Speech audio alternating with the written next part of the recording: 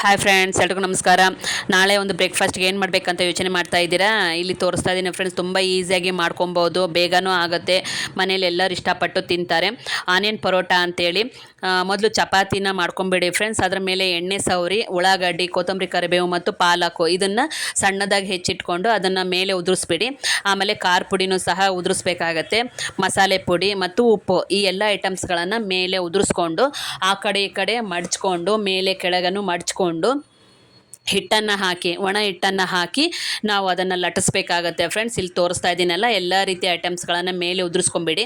ಒಬ್ಬೊಬ್ಬರು ಹಿಟ್ಟಿನಲ್ಲೇ ಹಾಕಿ ಪರೋಟನ ಮಾಡ್ತಾರೆ, ಆ ಥರನೂ ಮಾಡ್ಬೋದು. ಇದು ಡಿಫ್ರೆಂಟ್ ಟೇಸ್ಟ್ ಕೊಡುತ್ತೆ. ಡಿಫ್ರೆಂಟಾಗಿ ನಾವು ಮಾಡಿಕೊಟ್ರೆ ಮನೆಯಲ್ಲಿ ಎಲ್ಲರೂ ತಿಂತಾರೆ, ಮಕ್ಕಳು ಇಷ್ಟಪಟ್ಟು ತಿಂತಾರೆ. ಅದಕ್ಕೋಸ್ಕರ ಇಲ್ಲಿ ತೋರಿಸ್ತಾ ಇದ್ದೀನಲ್ಲ ಫ್ರೆಂಡ್ಸ್, ಈ ರೀತಿ ಮಡ್ಚ್ಕೊಂಡು ಆ ಕಡೆ ಈ ಕಡೆ ಮೇಲೆ ಕೆಳಗೆ ಮಡ್ಚ್ಕೊಂಡು ಹಿಟ್ಟಾಕಿ ದಪ್ಪಂಗೆ ಲಟ್ಟಿಸ್ಕೊಂಬಿಡಿ. ಈ ವಿಡಿಯೋ ನೋಡಿದ ಮೇಲೆ ಮಾಡ್ಕೊಳ್ಳಿ, ತಿನ್ಕೊಳ್ಳಿ, ಹೇಗಿದೆ ಅಂತ ಕಮೆಂಟ್ ಮೂಲಕ ತಿಳಿಸಿ ಫ್ರೆಂಡ್ಸ್, ಓಕೆನಾ?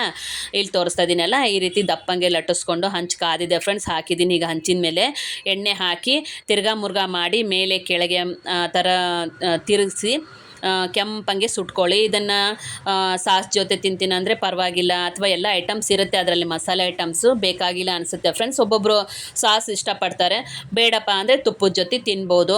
ಈ ವಿಡಿಯೋ ನೋಡಿದ ಮೇಲೆ ಮಾಡ್ಕೊಳ್ಳಿ, ತಿನ್ಕೊಳ್ಳಿ, ಹೇಗಿದೆ ಅಂತ ಕಮೆಂಟ್ ಮೂಲಕ ತಿಳಿಸಿ, ಓಕೆನಾ ಫ್ರೆಂಡ್ಸ್? ಬಾಯ್ ಫ್ರೆಂಡ್ಸ್, ಎಲ್ರಿಗೂ.